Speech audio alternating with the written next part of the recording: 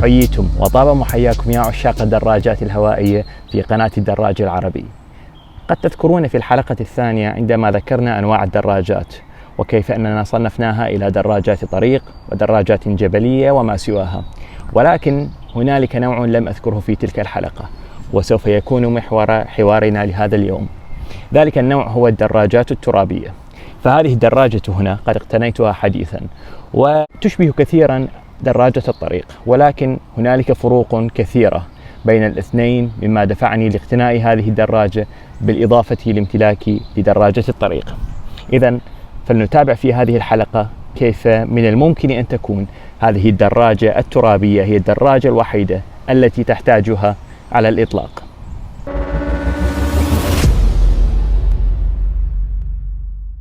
الدراجة الترابية تمتاز عن دراجة الطريق بأن بإمكانها الوصول إلى مكانات يصعب على دراجة الطريق الوصول إليها، فإن كانت الطريق وعرة بعض الشيء وهنالك أغصان على الأرض أو طريق وعرة بصورة عامة، فهذا قد يصعب على دراجة الطريق، وإن أجبرتها عليه فقد يتلفها طريق كذلك.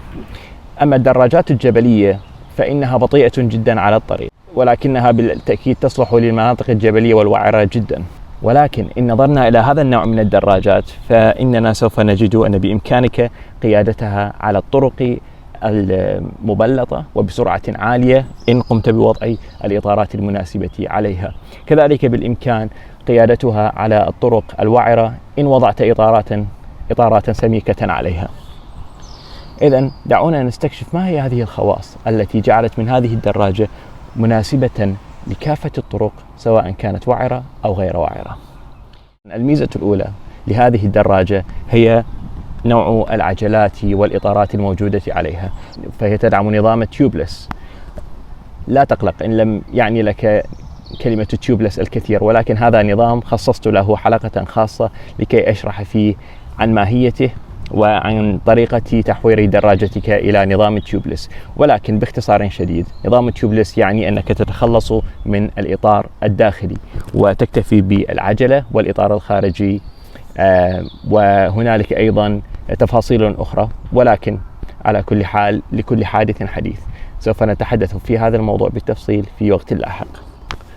لما اقتنيت هذه الدراجة أتت من المصنع وعليها إطارات سميكة، سمكها كان 38 ملم، واستخدمتها وكانت مريحة جدا على الطرق سيئة التبليط في المكانات التي كنت أزورها، ولكن كانت بطيئة جدا وكانت تصدر كثيرا من الصوت، ذلك لأنها صممت خصيصا لكي تقودها على طرق ترابية. قمت بتحويل الإطارات من قياس 38 ملم إلى 30 ملم فقط، وما زالت مفيدة جدا ومريحة جدا على الطرق سيئة التبليط، ولكنها في نفس الوقت سريعة جدا، حتى أن شكل تصميم نقشة الإطار تختلف كليا عما كانت عليه. من الميزات الإضافية لهذه الدراجة هو نظام الكلاتش.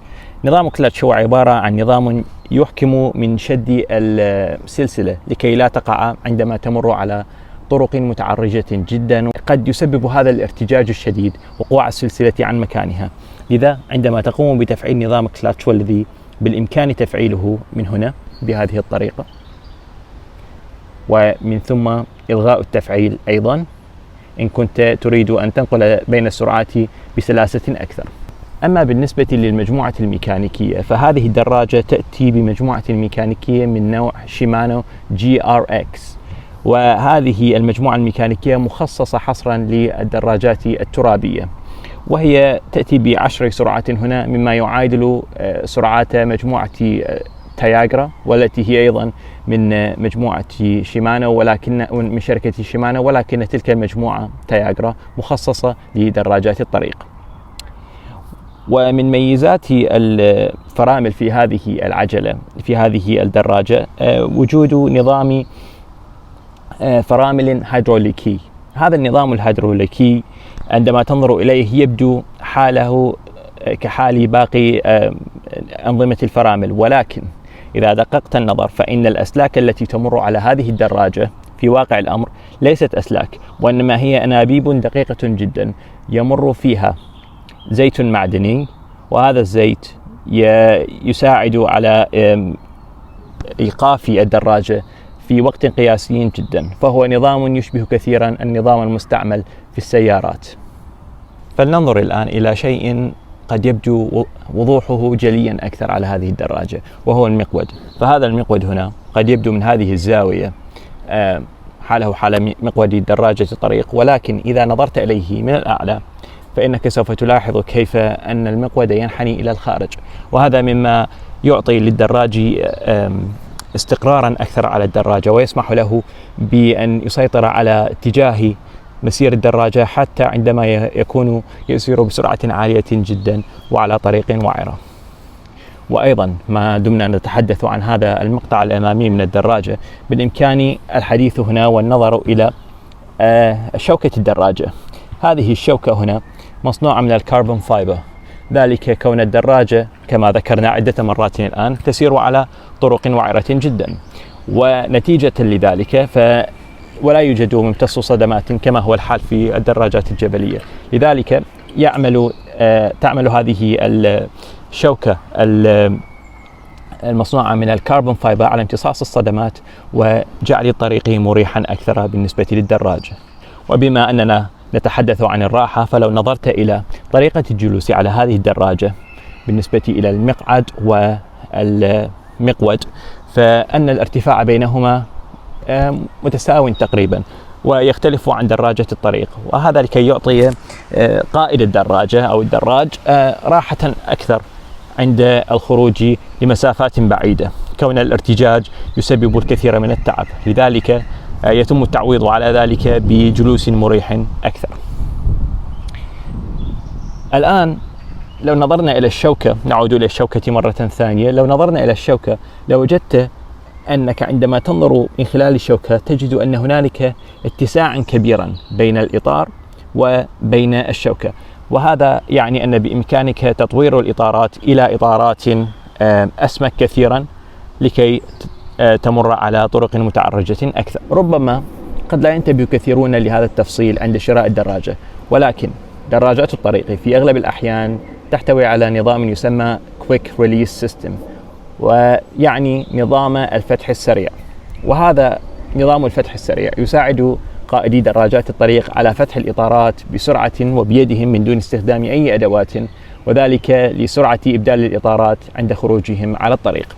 ولكن عندما تسير على طرق وعرة جدا وترتطم بكثير من الصخور وما إلى ذلك، وكل الصدمات الناتجة عن هذا الموضوع قد تسبب في ارتخاء هذا النظام أو حتى ارتطام بعض الأشياء به، مما يسهل انفتاحه وبالتالي حدوث حادث لسائق الدراجة.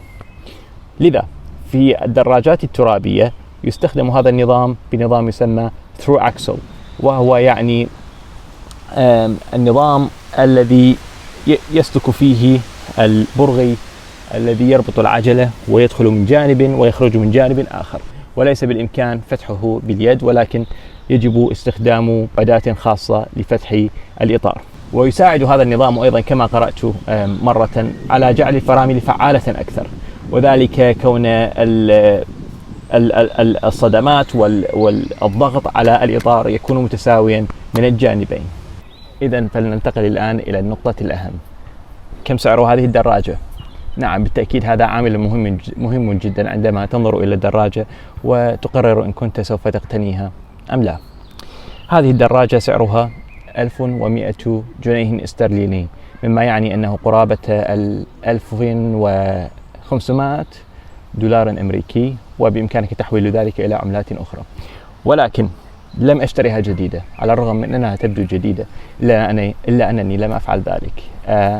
قمت عوضا عن ذلك بشرائها مستخدمة، ولما اشتريتها مستخدمة وفرت على نفسي كثيرا من المال. صدق أو لا تصدق، هذه الدراجة لم تستخدم سوى مرتين فقط من قبل مالكها السابق، وهي من إصدار العام 2021، واشتريتها بنصف سعرها. إذن أعزتي، وصلنا الآن إلى ختام هذه الحلقة. وفي ختام هذه الحلقة سوف أترك الأمر لك لكي تقرر أنت، سواء كانت هذه الدراجة هي الدراجة الوحيدة التي تريدها، أو أنك تحتاج إلى دراجة طريق أسرع. بالنسبة لي فالفرامل الهيدروليكية ونظام القرصي على هذه الدراجة هو أفضل ما مر علي على الإطلاق، وأظنه باختصار هو أفضل نظام موجود في السوق. فكما أسلفت الذكر فهذا النظام موجود أيضا على السيارات، وهذا لفعاليته الشديدة.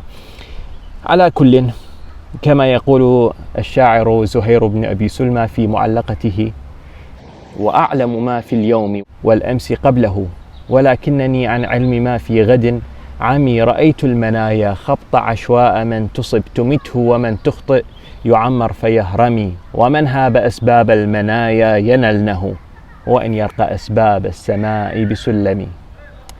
لذلك قد أغير رأيي في نهاية المطاف وأذهب إلى دراجة الطريق، فلا مهرب من المنايا والحوادث إن كانت قد قررت أن تدركك يوما ما. أما بالنسبة لكم فأفضل أن أسمع رأيكم في قسم التعليقات في هذه الحلقة، وحتى أراكم مرة ثانية دمتم بخير وسلامة، إلى اللقاء.